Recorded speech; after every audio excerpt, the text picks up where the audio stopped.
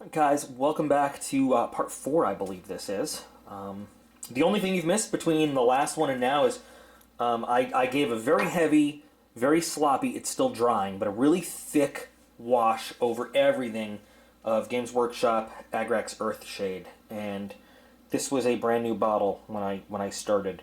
That's how heavy this is. Because I wanted this to do a few things for me. Number one, I wanted it to age all the paint.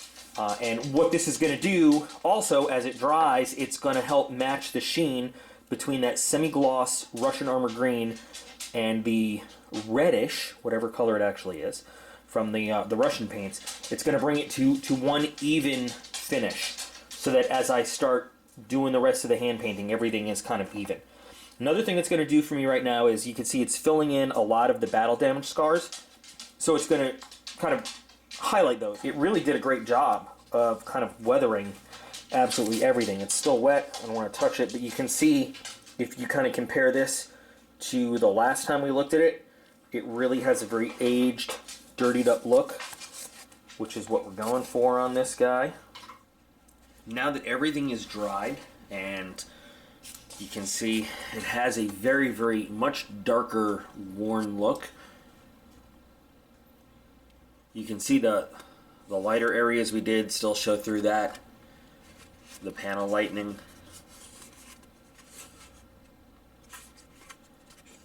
So now there's nothing to do but get to work with all the detail painting that needs to be done. And there is a lot of detail painting that needs to be done. So I don't really have a method I follow when I do this. I know some people are very meticulous with they go in orders of this or that. I don't. The first thing I'm going to do is I'm going to take a kind of dirt light kind of color and highlight kind of the rough edges though. Just sort of like, you know, an edge highlighting. I haven't selected the colors that I'm going to use yet. I'll figure that all out as I go. And I decided I'm going to go with Citadel Steel Legion Drab for a lot of the edge highlighting. So I'll get that all set up.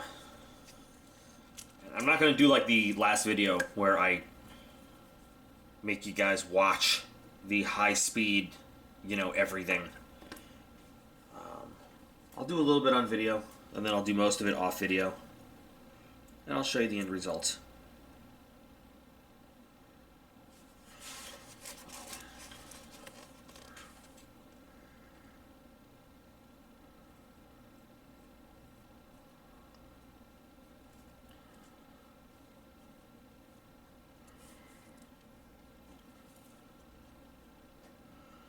So it's this way I get to go back to watching my Angry Video Game Nerd, which I don't have while I'm,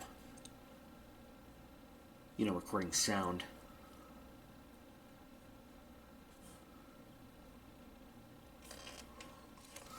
It's going to be another very time-consuming process, unfortunately. But all of the little details add to the end result.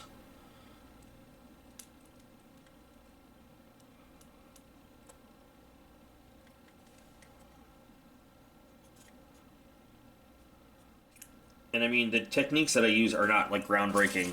No one else does them. They're all over the internet.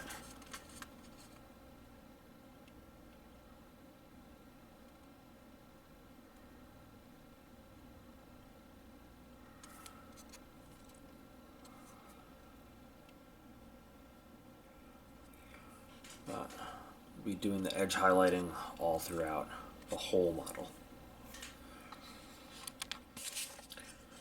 So, I'm hoping it's not too bright and you can see the effect that the edge brushing has. It really brings a lot to life here and adds to, subtly, but it adds.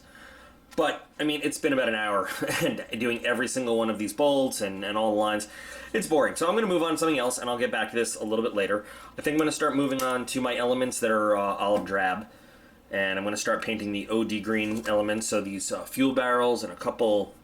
I'm just going to pick some detail elements on the top of the hull, like they're extra boxes that you can put on top, just to break up the camouflage a little bit and to add some interesting things to look at.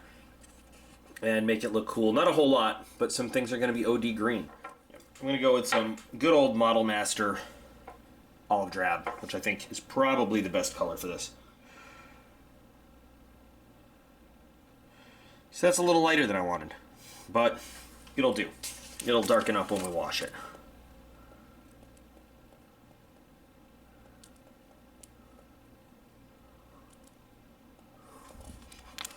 I'm finally done with all of the Steel Legion drab, and although it was a horrible, time-consuming, painful process, there's dog eating in the background. Dog is always in the background. I think the results really just speak for themselves. It's painful how long it takes. This is probably a good 2.5 hours of picking out just individual little rivets. I just realized I forgot to do this deck up here, so I have to finish that. And I'll do that as soon as I'm done with this little clip. But just picking out little edges and individual rivets and bolts and everything. But it really adds such a layer to do the edges and stuff like that. It really, really does add so much to everything. So, time well spent in terms of the detailing. Now what I've got to do is, before I do the metallic stuff, because some of the insignia and everything are also damaged and everything, I want to just get to those so that I'm not kind of duplicating work and all that stuff. But I'll finish up this deck, get the off-white painted around where I need to, and then I'm going to go nuts with all of the battle damage. For our main damage tank metal color, I'm going to use gunmetal from Ammo of Meg. I'm just designating this as the one color for that. You know, there's so many metallics I want to throw into this. And this is, you know, every company's gunmetal is a little bit different from other gunmetals. We're also going to use steel and then, you know, a bunch of other different brands and colors and stuff. But this is what I'm going to start with. So, another hour or so, maybe, and I have gotten, I'm pretty sure, all of the damage areas with the gunmetal. There might be a couple spaces here and there that I, you know, discover that I have to come back to as I go. But, you know, you don't want to overdo it, but boy, this guy's messed up. But that's done. There's a lot of little detail work. And, you know, now I can move on to some other stuff. So you see I started to do the commander. I'm doing him in just basic Imperial Guard colors. I did the Nuln Oil wash on the fuel tanks. And they look pretty good. I really toned down that color. So now, you know, I'm just going to go through and do the basic detailing. All right, so I've been working and sort of just forgot about stopping now and then for the camera. I've got a lot done. My commander's about halfway. I've got a lot of the metallic details done. I wanted these hoses to stand out from just the black that I use for the camouflage. I love using this Vallejo color. It's kind of it's a very dark metallic color, and I use it for a lot of different things. I really like it. It's a great color. So I used it there, used it kind of on the front of the main gun, and a few other places mixed around. It's on these smoke launchers. It's just got a really nice look. I like it a lot. Got my secondary weapons kind of preliminary painted. They need a wash. My turrets are all painted up nicely. Still, all the work on the back needs to be done. But you know, the detailing has just it's been going along very, very nicely. Still have a lot of work to do on these heavy flamers though. I think I'm about to take another break, and when I get back from the break, I'll get to work on the tracks. Although I tend to do the tracks last.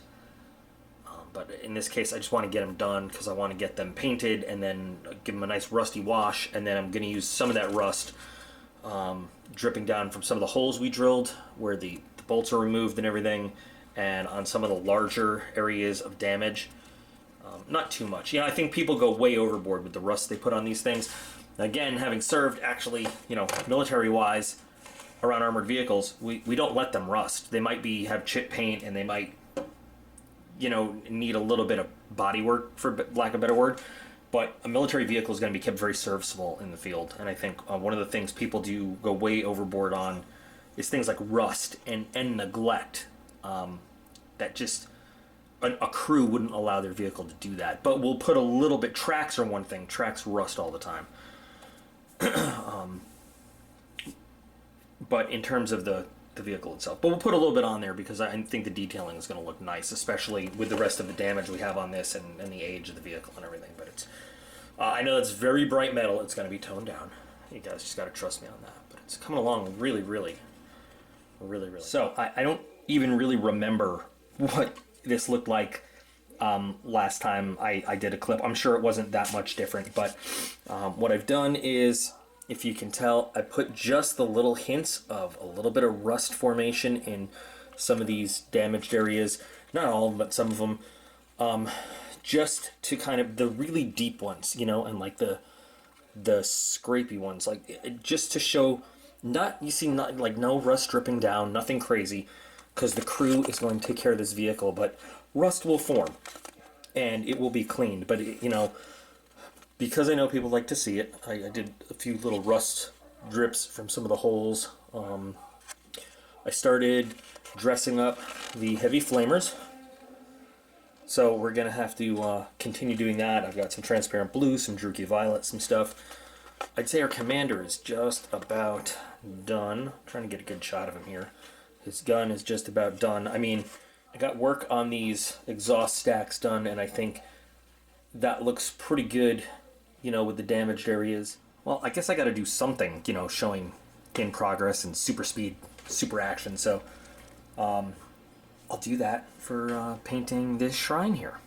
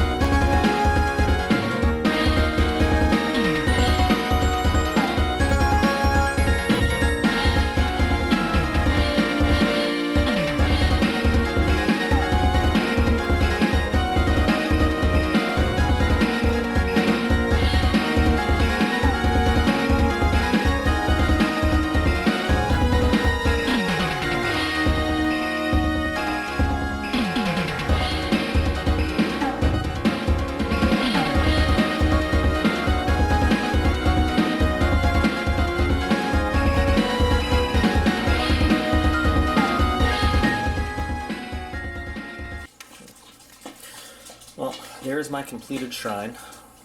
Very dripping wet with Nuln Oil, needing to dry. I decided, just as a test, this is the first Baneblade I ever built, and it's actually not finished. I never really finished it, but I just wanted to compare the detailing here, not in the paint job, but in the molding, to the actual Plastic Games Workshop, because I was just thinking that I thought maybe the Games Workshop was more detailed for some reason, but clearly the resin is, some of the details crisper on here, but I think it's also because of the, you know, damage that we suffered a little bit, but I don't know. What do you guys think? Is one better than the other? I don't really know. I'd have to sit and look. Clearly I did a better paint job on one. No, I think that there's much more intricate molding and everything, deeper molding on the Forge World. So I guess it's finally time to get to work on those tracks, huh? So for the tracks, I'm going to base it off of Vallejo Oily Steel, which is going to give me a very bright, shiny metal base color, but we're going to, you know, weather that down with a rusty wash, with a Nuln Oil wash. It will eventually look very, very worn. I finished my heavy flamers, by the way. So they are heated and everything. I'm really almost done with this. Yay. Well, yeah, like I said, this is going to be a very bright metallic kind of look. Messed up a little bit there, I got to fix that. But we're immediately going to start toning this down. This AK track wash is great. It's almost interchangeable with their streaking rust, but it's a little bit darker. It's like a mix of grime and rust. So it's basically just going to get slathered on. Kind of how I would do like any other kind of wash, but it gives you that rusty but like dark kind of muddy look as well. And after I do this, I mean, this is just the way I like to do it. I like to wipe off a little bit from the surface and just let the grime get in around.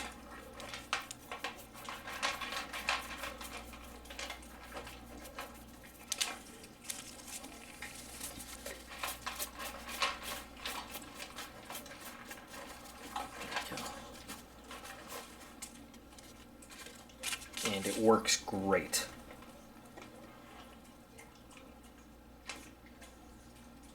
There are fancier ways to like really weather your tracks and stuff, but this is just, I mean, this is one step I use, but you could use this just all on its own for just a quickie, just to make the tracks weathered up, used and stuff. It goes on great. I mean, it's a fantastic wash. Interesting trivia fact, we used to have to change tracks every 10,000 miles, and a new set of tracks for the Bradley cost about $50,000.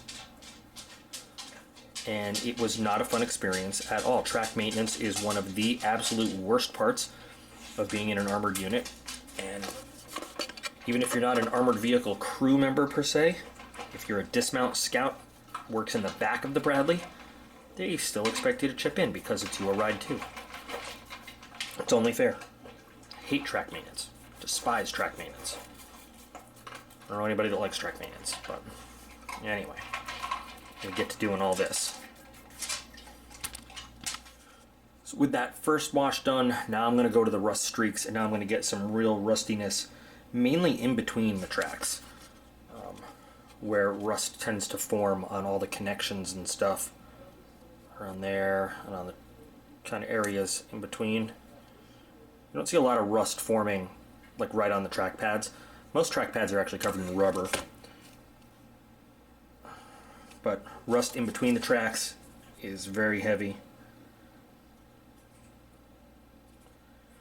Wherever the metal meets and moves. So, and then again, just a little wipe down, get rid of the excess.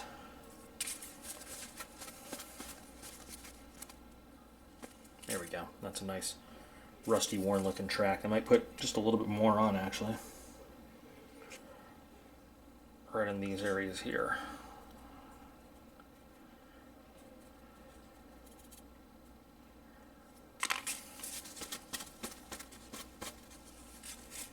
That will really show the rust in between those tracks as they turn.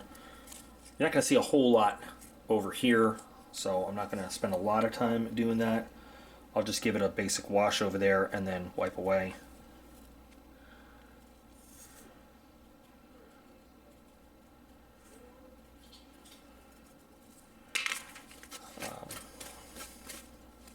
You don't see a lot of rust, like I said, on armored vehicles, you don't see a lot of rust on flat surfaces because the crews are really well trained to take care of that kind of stuff and not let that spread and become apparent.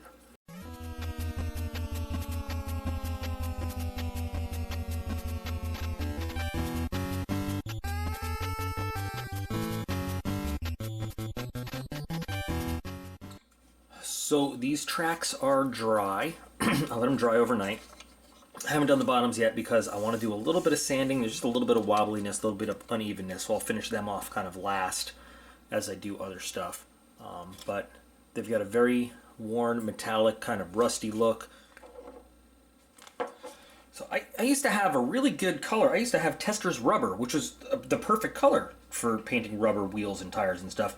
But I'm just using Model Master Flat Black because that bottle of rubber disappeared.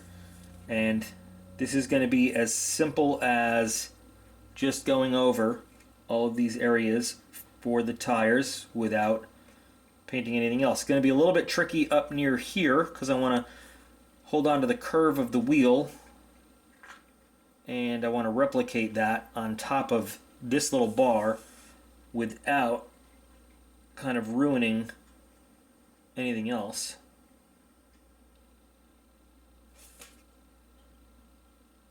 A little bit of freehand, and the rest you just trace around the wheel hub there.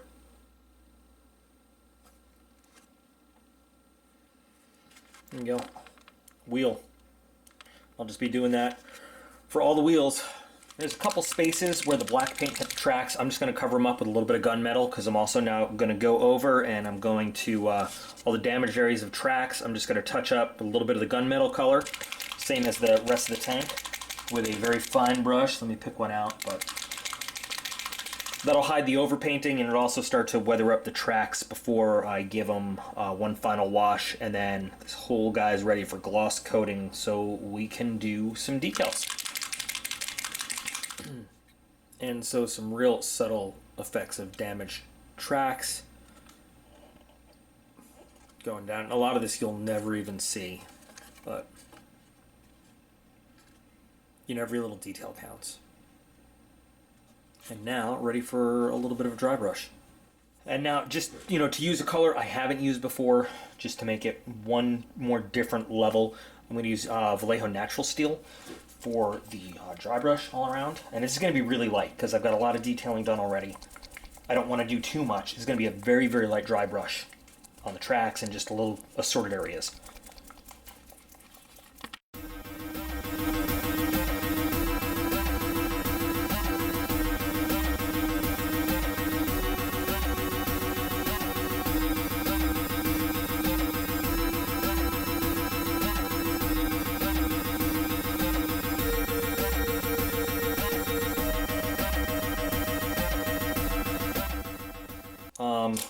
With that last dry brush, I think we're ready to call this one ready for, you know, our decaling, rather, sorry. I took the easy way for gloss coating. I just used some Tester's Lacquer gloss coat in a spray can.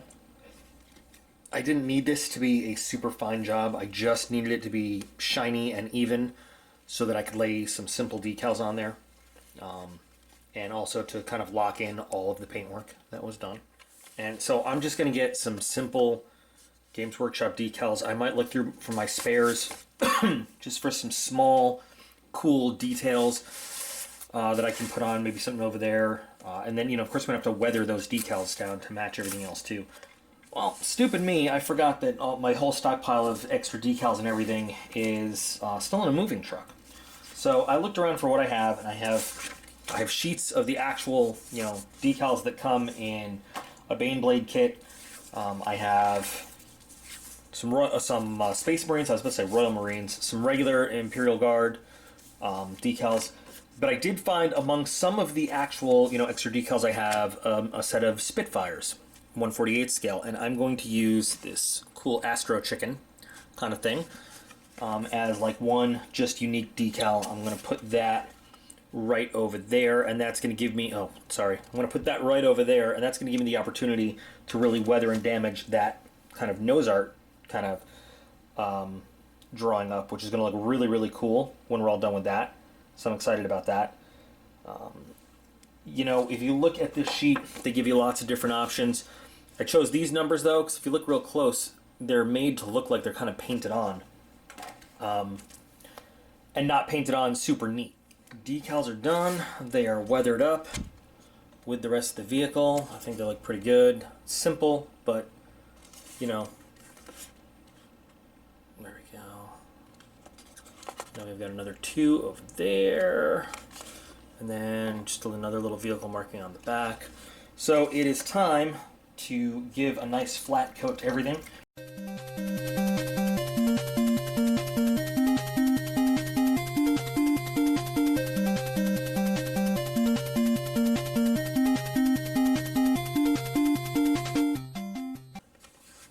We are so close to being totally finished with this thing. So everything is very toned down.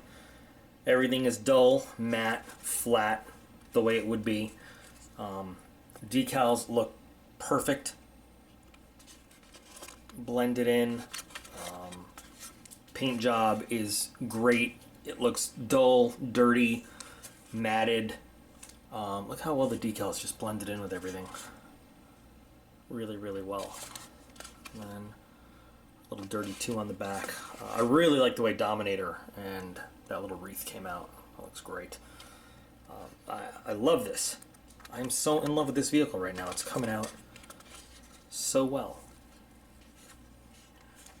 Especially the front of that gun just looks so weathered perfectly and awesome. This is going to be like the star, as far as I'm concerned anyway. Any game that it plays in, this is just going to be awesome, awesome, awesome.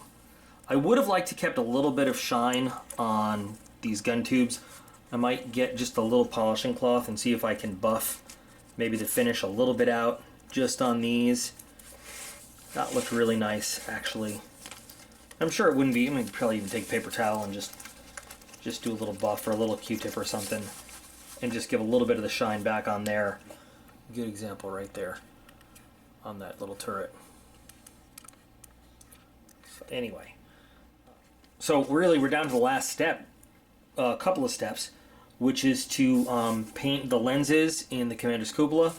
I'm going to paint this little viewport as if it's got a lens in it, maybe even that one in there, and then lights and lenses around. So for painting any light and lens, first thing I'm going to do is I'm going to give it a base coat of like bright chrome silver, and then it's going to get a clear color on top, whatever it happens to be. I got the base of all of these lenses, lights, everything painted. I'm going to be using this stuff as the gloss coat on it. It does great for that. Even mixed up a little custom semi-gloss for the guns and the las cannons to put a little bit of that shine back on. A couple other things. So rocking and rolling, almost done. Well guys, here it is, finally finished. Took a long time. I don't know how long exactly, because you know there were days on end when I didn't work on it and I hit that big snag kind of early on and went a few weeks without working on it, but done. What do you think? Got our plasma cannon looking pretty nice, charged up, ready to fire. We've got all of our detailing. We've got just lots of extensive battle worn. I mean, this guy's been through hell and back, but still ready to keep fighting. I think it's a really, really great piece. You know, whether it's on display or it's actually playing in a game. I mean, it's so much fun to do. Especially the problem solving, the scratch building, the figuring out how to do that, how to make that happen, how to make that work, all that stuff with the gun. That was just so much fun to undertake and figure out. And then just the detailing and customizing and making this thing just one of a kind. Awesome project, and thanks for everybody that stuck with me through all 4 parts to see it finally done. So here's the deal. My buddy who lent me the cannon from the real one, turns out he made me a pretty sweet trade for the actual Stormblade he had. Cost me 10 Lehman Russes, some other stuff. Anyway, so he got a pretty sweet deal, but I got the actual real thing, so I don't need this one now. So I'm going to end up selling this one. So I'm probably going to put it on eBay, but you know, if anybody wants to make an offer on this, please feel free. Let me know. Put some gloss on the plasma just to give it that energized, kind of glowy look. I am not a fan of just painting some blue under it, you know, to make it look like it's glowing. I think that hides what's underneath. but this came out better than I even hoped. So anyway, I really appreciate you guys sticking with me for all 4 parts of this project. I know there's a long one. I know this video is a particularly long one. I'm choosing not to muck it up with mud, but if anybody, if anybody is interested in making an offer and we work it out and you want to buy this, I'll do any other customization you want to it, any other weathering, mud, changing anything around, anything like that. So just let me know. But awesome. I think I have those Toroxes I got to finish up. I have that Lehman Russ that I need to paint and detail. But I think my next project is actually going to be a big 1/48 scale AC 130 that I found at a garage sale, actually. And I'm really interested in doing that, getting back to some actual aircraft, which coincidentally is the same scale as Warhammer models. But yeah, so I am going to call this one good. Thanks, guys, and I'll see you again soon.